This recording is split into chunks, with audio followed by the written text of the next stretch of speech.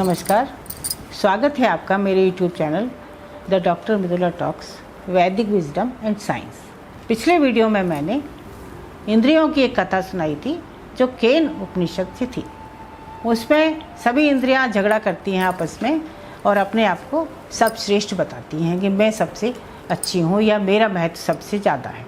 लेकिन अंत में प्राण ही सबसे बड़ा सिद्ध होता है, क्योंकि यदि प्राण शरीर में ना रहे तो कोई भी इंद्रिय काम नहीं करेगी, शरीर बिल्कुल बेजान हो जाएगा। फिर भी इंद्रियों का अपना अपना महत्व है। आज की जो हमारी कहानी है ये कठ उपनिषद से है। कठ उपनिषद यजुर्वेद शाखा का उपनिषद है और इसमें इस कहानी के माध्यम से यम ने नचिकेता को आत्मा के बारे में बताया है।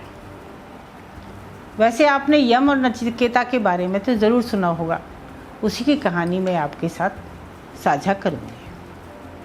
तो हमारी इस कहानी में एक ऋषि हैं जो नचिकेता के पिता हैं। वे वाजश्रवा के पुत्र हैं और नाम है उनका उद्दालक। उद्दालक ऋषि ने विश्वजित यज्ञ किया जिससे उन्हें बहुत अच्छे फल की प्राप्ति हो। इस यज्ञ में वे अपनी संपत्ति दान कर रहे थे और ऋषि के पास संपत्ति क्या थी? उनकी गाय। तो यज्ञ के बाद जब दक्षिणा के रूप में गायें दान की जा रही थी तो नचिकेता ने उन गायों को देखा। उन गायों को देखकर उसे बहुत दुख हुआ। क्यों दुख हुआ? क्योंकि वे सारी गायें बूढ़ी थी, दूध नहीं दे सकती थीं।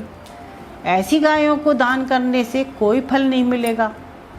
तो नचिकेता ने ये सोचा कि मैं पिता के पास जाऊं और उन्हें बताऊं कि इस तरह की गायें देकर आप क्या पाना चाहते हो। तो वो अपने पिता के पास गए और उनको लगा कि अगर पिता मुझे दान करेंगे तो मेरे पिता को सबसे अच्छा फल मिलेगा। और उसने अपने पिता से पूछा कि आप मुझे किसे देंगे? पिता ने कोई जवाब नहीं दिया। नचिकेता ने फिर दोबारा पूछा। तीसरी बार पूछने पर पिता को बहुत गुस्सा आ गया और उन्होंने कहा, मैं तुझे मृत्यु को देता हूँ। पिता की बात सुनकर नचिकेता को तो बहुत ही आश्चर्य हुआ, पर उनकी आज्ञा तो माननी पड़ेगी। तो नचिकेता चल पड़ते हैं यमराज के पास। मृत्यु के देवता तो वही हैं। वे वहाँ पहुँच भी गए, पर वहाँ जाकर उन्हें पता लगा कि यम वहाँ नहीं है।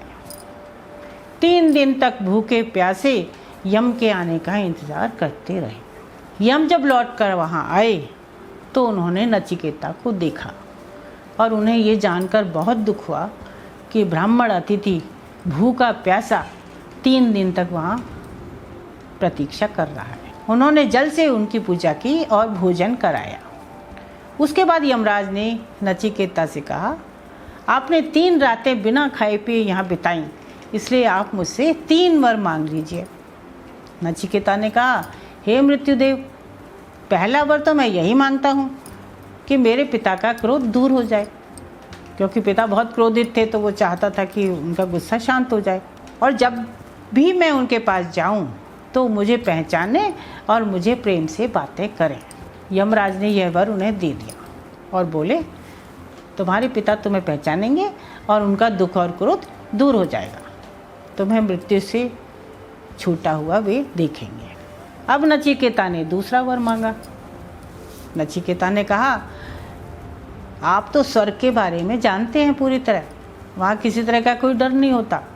वहाँ तो आप भी नहीं हैं, इसलिए मृत्यु का डर भी नहीं है, बुढ़ापा भी नहीं है। स्वर्ग लोक में रहने वाले भूख प्यास दोनों से दूर होकर और शोक से दूर रहकर बहुत आनंद से रहते हैं।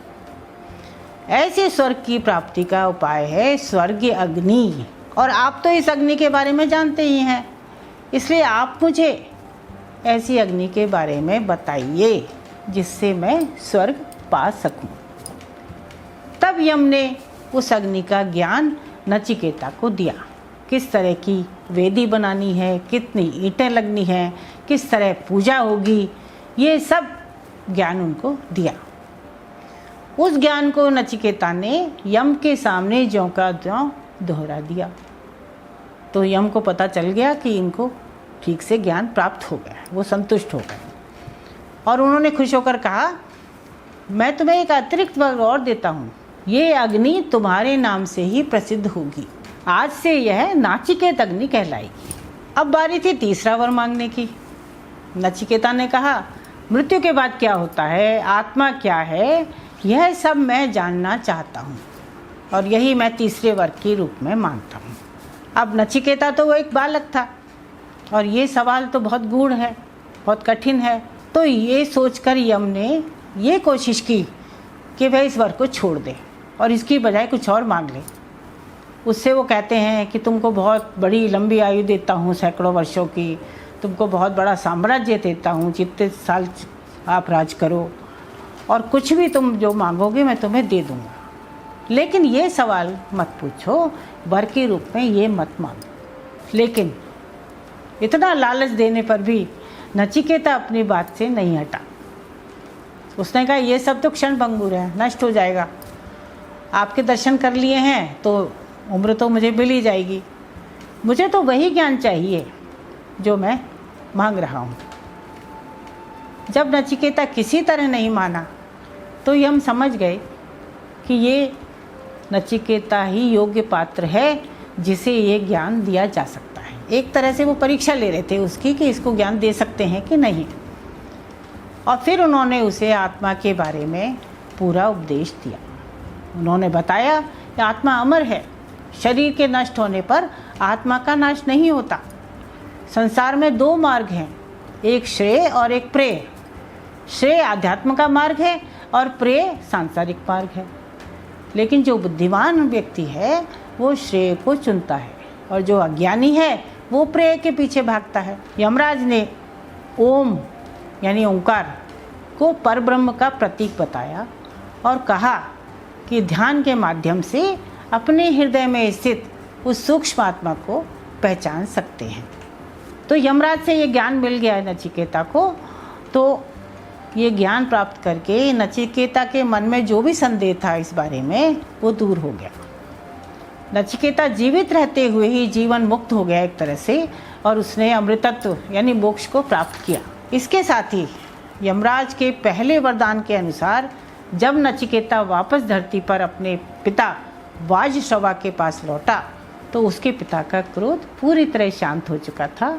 उन्होंने अपने पुत्र को मृत्यु के मुख से सकुशल वापस लौटा देखकर बहुत प्रेम और आनंद से गले लगा लिया। कठोपनिषद के अंत में यह संदेश दिया गया है कि जो कोई भी नचिकेता की तरह सच्ची श्रद्धा और एकाग्रता से इस आत्मविद्या को जान लेता है वह भी जन्म मृत्यु के चक्र और भय से हमेशा के लिए मुक्त हो जाता है।